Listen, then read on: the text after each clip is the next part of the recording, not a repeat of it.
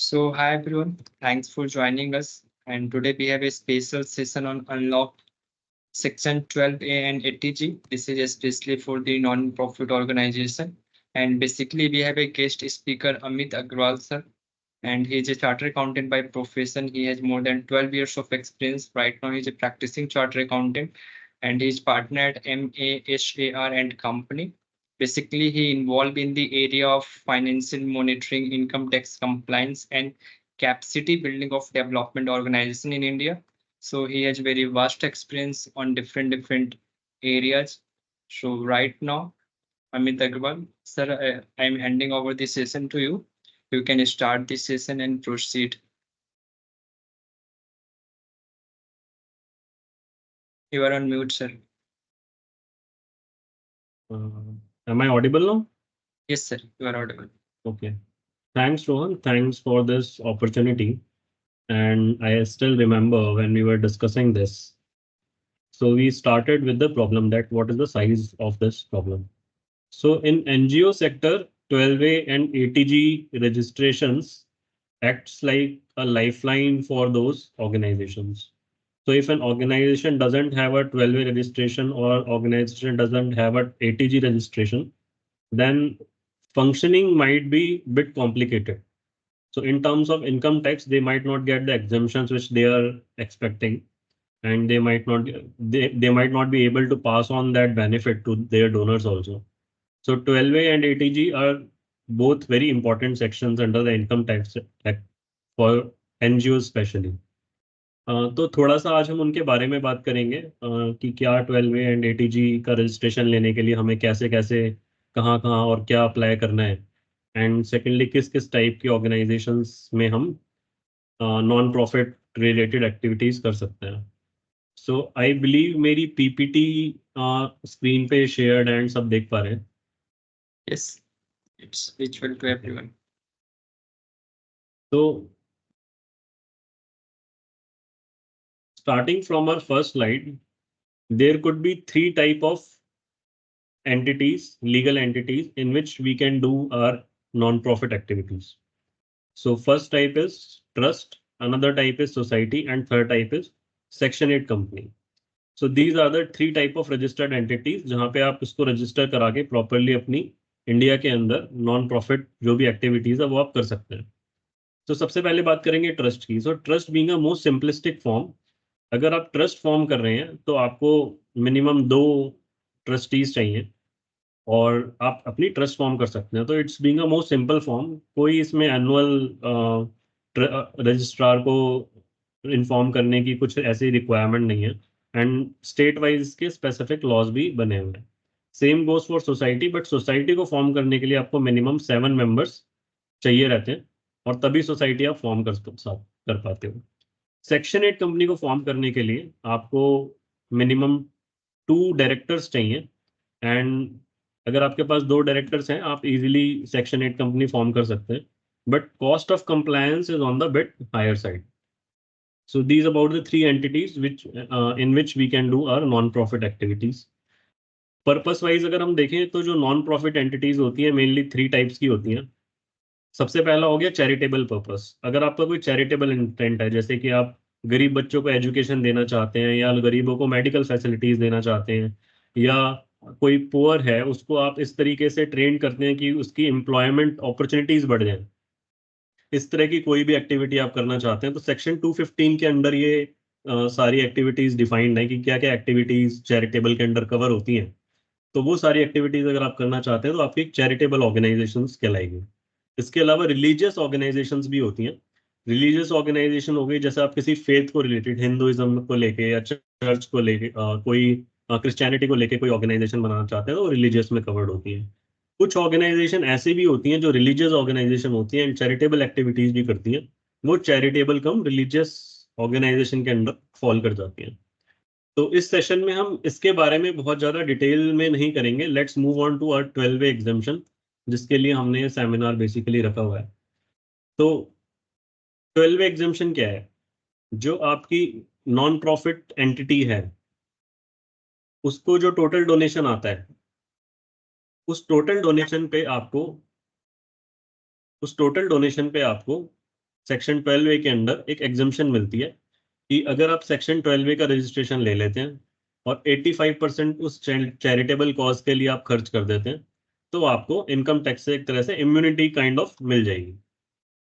तो एक बार इसकी कंडीशन जान लेते हैं कि अगर आपने सेक्शन 12A में रजिस्ट्रेशन ले रखा है, तो एग्जम्पशन क्लेम करने की बेसिकली 4 कंडीशंस होती हैं। पहली कंडीशन है कि आपने सेक्शन 12A में रजिस्ट्रेशन ले रखा हो। दूसरी कंडीशन है कि आपने रूल 17AA के अकॉर्डिंग अपनी बुक्स मेंटेन करी हो।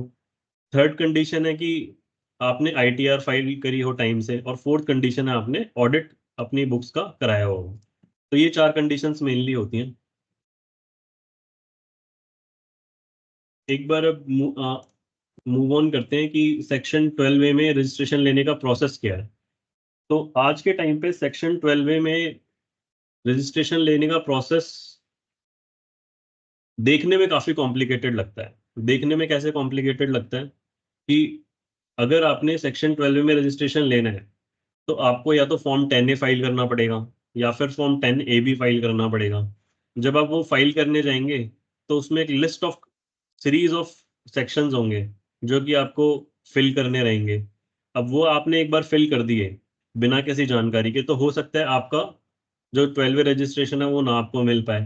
तो मैंने जितनी भी अपनी प्रैक्टिकल लाइफ में सिनेरियोज देखे हैं कि कैसे कैसे रजिस्ट्रेशंस आपके कैंसिल हुए हैं, तो उसमें सबसे पहला रीजन मेरे को मिला कि किसी भी पर्सन ने एक फॉर्म फाइल करा, उसमें सेक्शन गलत फिल कर दिया या रॉन्ग क्लॉज में उसको अप्लाई कर दिया। तो ऑब्वियसली बात है, अगर आपने किसी रॉन्ग क्लॉज में अगर अपना रजिस्ट्रेशन अप्लाई कर दिया है, वो अप्लाई होना था 12A16A में, आपने अप्लाई कर दिया 12A16B में, तो होगा क्या कि जो ए की कंडीशन है वो अलग थी, बी की कंडीशन अलग है। अब वो कंडीशन आप फुलफिल नहीं कर पा रहे, your CIT examination will be bound to reject that application. Second होता है कि टाइम लिमिट एक्सपायर हो गई। जो उस पर्टिकुलर सेक्शन की टाइम लिमिट थी वो आपकी एक्सपायर हो गई है, तो आपकी एप्लीकेशन वैसे ही टाइम बाउंड हो जाएगी, आपकी एप्लीकेशन एक्सेप्ट नहीं होगी। आपने हो सकता है एप्लीकेशन तो सबमिट कर दी, लेकिन जो डॉक्यूमेंट्स उन्होंने मांगे वो आप नहीं सबमिट कर पाए। तो होता क्या है कि उस केस में CIT exemption will be bound to pass a rejection order. He will not be able to judge whether you are doing a charitable activity or not. Fourth case एक स्पेशल केस होता है जहां पे आप registration apply करते हैं and आप अपनी चैरिटेबल इंटेंट प्रूव नहीं कर पाते। एक एग्जांपल लेते हैं। एक ऑर्गेनाइजेशन CIT एग्जामिशन के पास जाती है एंड वो बोलती है कि हम ट्रेनिंग्स कराते हैं बच्चों की। तो वो बच्चों की ट्रेनिंग से गरीबों को क्या फायदा हो रहा है, उस ट्रेनिंग से सेक्शन 215 में कैसे आप फायदा पहुंचा रहे हैं गरीब जनता को या नीडी स्टूडेंट्स को या एट्रोसिटीज को। सो अगर आप वो चैरिटेबल इंटेंट प्रूव नहीं कर पाते, तो भी आपका रिजेक्शन होने के चांसेस रहते हैं। तो सबसे पहले हम फर्स्ट लिंक को देखते हैं कि जहाँ पे इनकरेक्ट सेक्शन आपने फिल कर दिया। हम बात करते हैं क्या जो ये सेक्शन 12A की पूरी स्कीम है, इसमें कौन कौन से सेक्शन रहते हैं जिनके अंडर आपको ये रजिस्ट्रेशन अप्लाई करना रहेगा।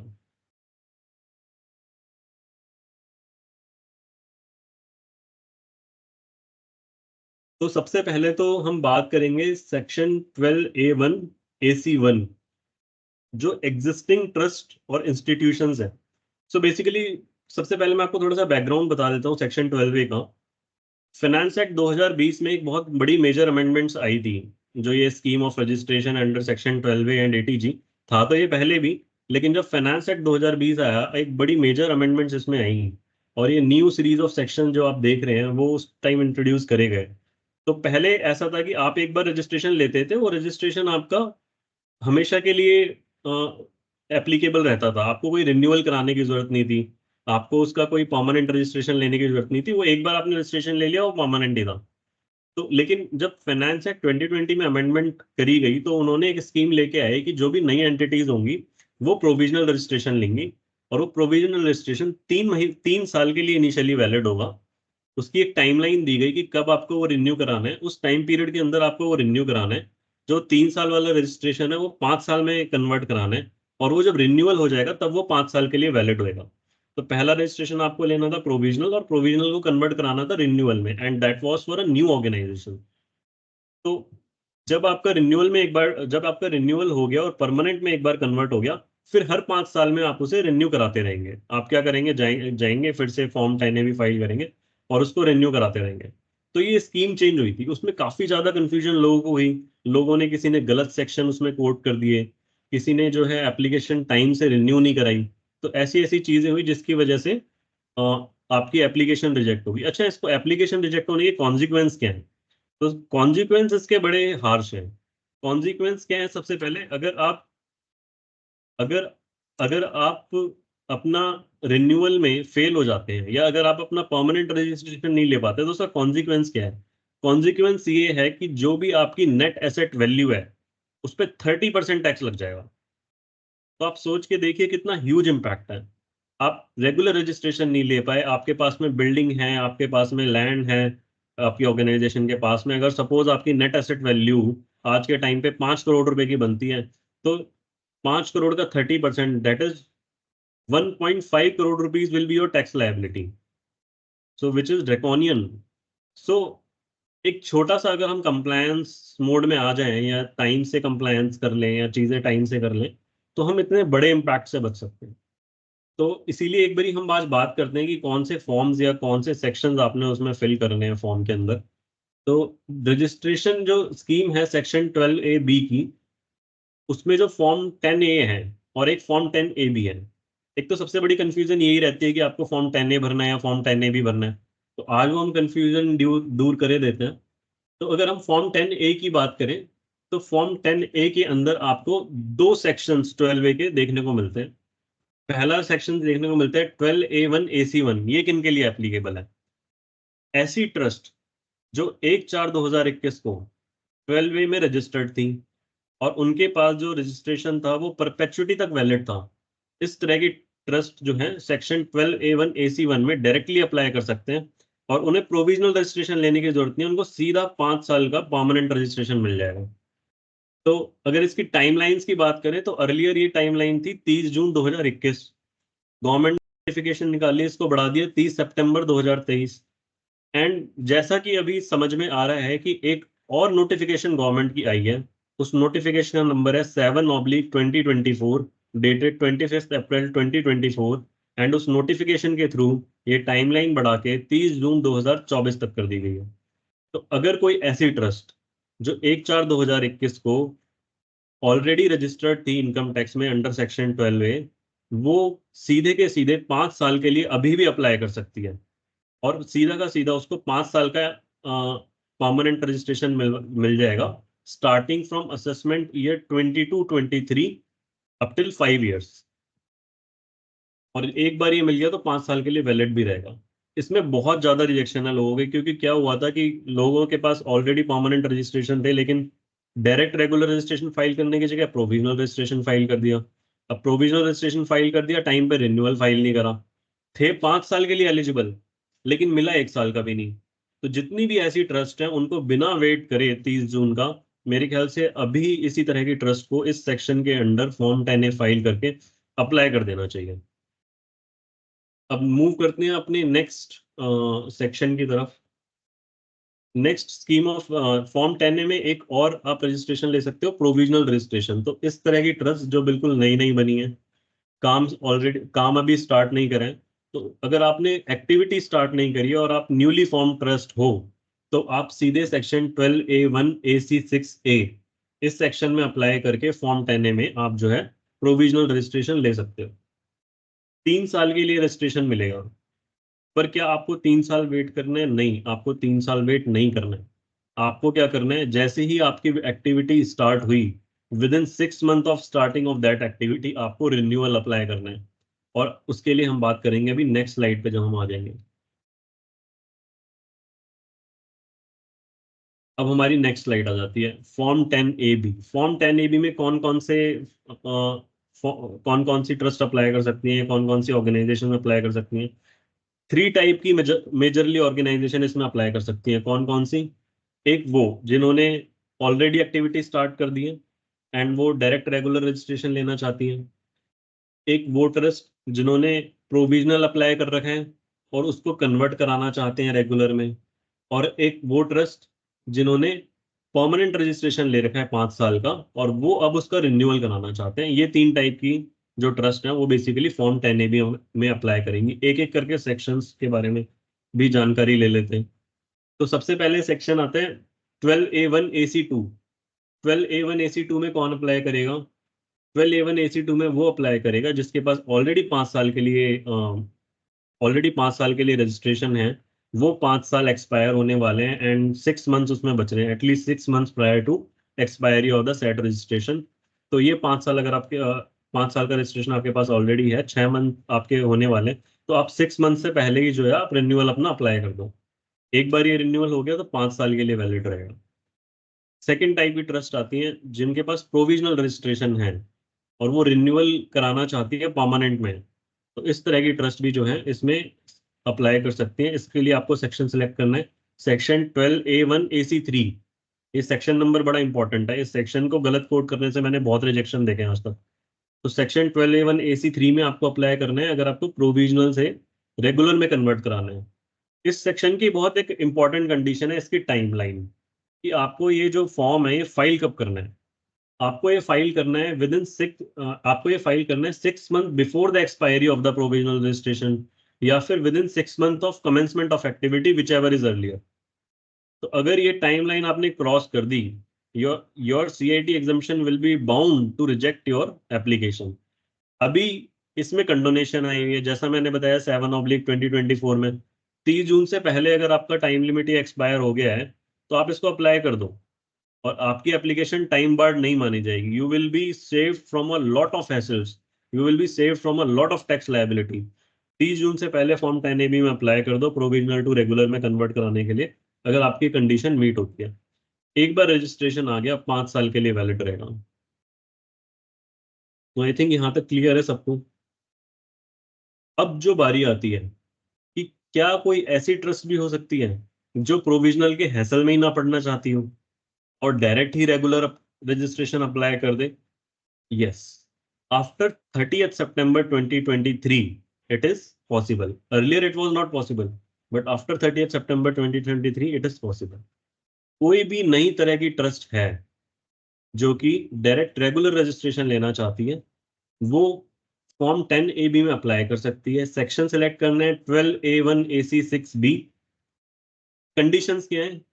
ट्रस्ट न्यू होनी चाहिए, ट्रस्ट एक्टिविटी ऑलरेडी स्टार्ट कर देनी चाहिए, एंड थर्ड और सबसे ज्यादा इंपॉर्टेंट जो क्लॉज है वो ये है कि जो बेनिफिट है उस एग्जाम्शन का आज तक कभी भी उन्होंने सेक्शन 11 में, सेक्शन 12 में, सेक्शन 1023C में बेनिफिट ना लिया हो। प्लेथोरा ऑफ क्वेश्चंस एक तरह से यहाँ पे ओपन हो जाते हैं कि सर मुझे कैसे पता लगेगा कि 11-12 में एग्जाम्शन ली है मैंने या नहीं ली।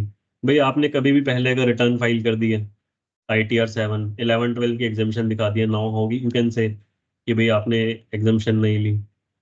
तो पहले अगर कभी भी 11-12 का एग्जाम्शन आपने फाइल करके अगर ITR भरी हुई है तो फिर आपका जो है तो फिर आपको जो है इस क्लॉज में आप नहीं कवर्ड होंगे।